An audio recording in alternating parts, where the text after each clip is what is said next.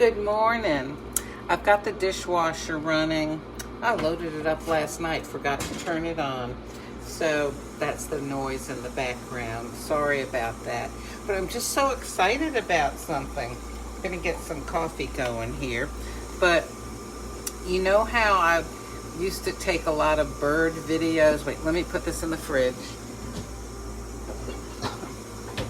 Okay, so I have this bird app on my phone. Actually, I have several, but this particular one is called the Merlin Bird ID. Merlin, like Merlin the magician, you know, Merlin.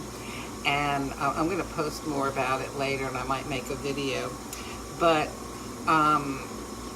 the last time I looked at it, they had added a sound ID. So they've got picture IDs to help you identify the bird you're seeing. But now you can go around with your phone and it will record in real time bird sounds that it hears and identify the birds.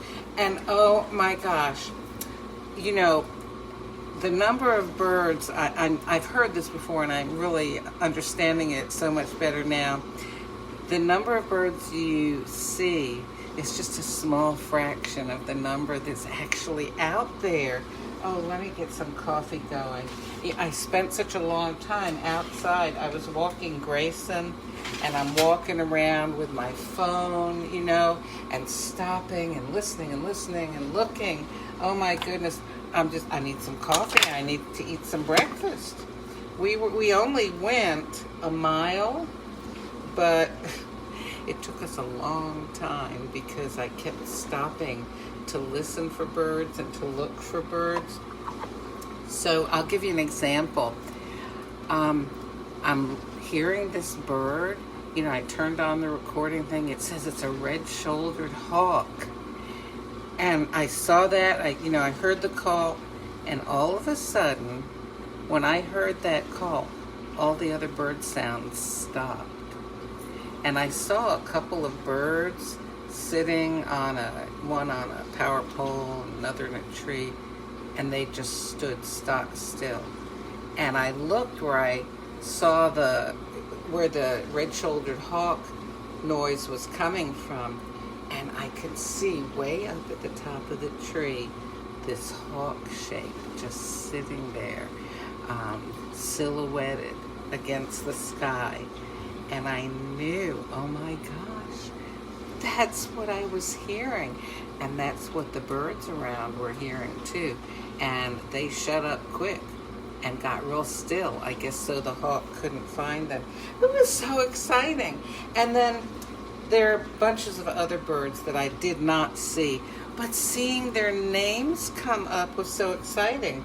So while I was walking, I happened to flip over to this screen in the app, and I realized that I didn't have the area birds installed. In other words, more information about the birds in this area.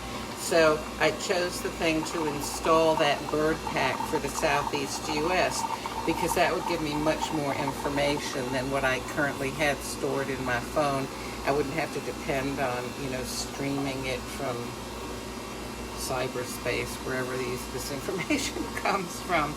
So then I realized that when it was picking up the bird sounds, it also showed me a picture of the bird. And I could click on it and read information about it. Oh my gosh, it was so exciting.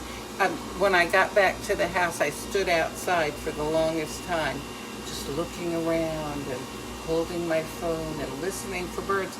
And it was really exciting because there were names of birds I had no idea were common to this area, and I got to see a list of the ones that I actually had heard while I was walking, and pictures of them, and to read about them.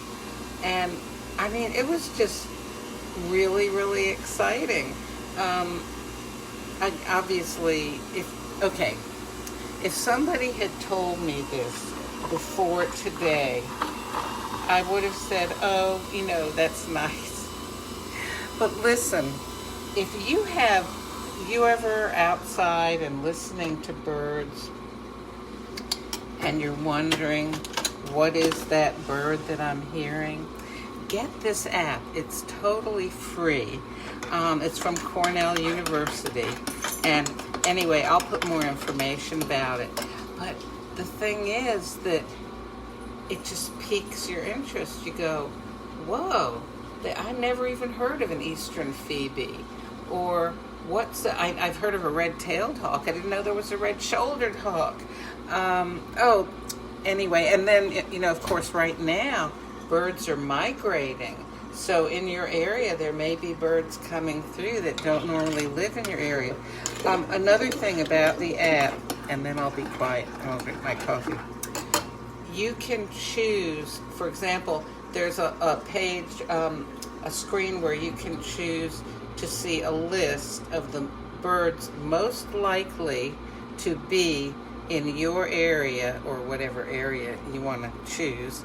So I picked where I live, birds most likely to be in this area today, and it listed them in order of, how likely it would be.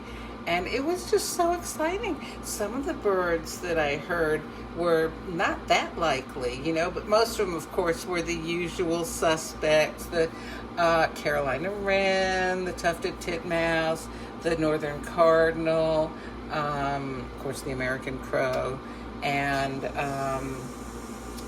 the mourning dove, and anyway, a lot of birds that are common for a lot of us. But then ones, that I had never heard of, their names were new to me. And anyway, it was just so fun. Give it a try, because I can understand now. Like, you'll sometimes see those people that go around, with those big microphones up on a tall stick, and they're, and then they've got a big sort of thing that, like a cone, to help record the sound and all that kind of stuff. And I used to think, these people weird. I get it.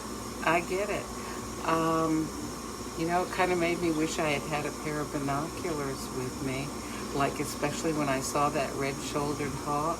Would have loved to see it more close up. Well, anyway, I'll be quiet now. I gotta drink some coffee. Stormio, Nespresso Stormio on a Vertuo. Anyway, so yeah, give that app a look up, Merlin Bird ID. Have a good day.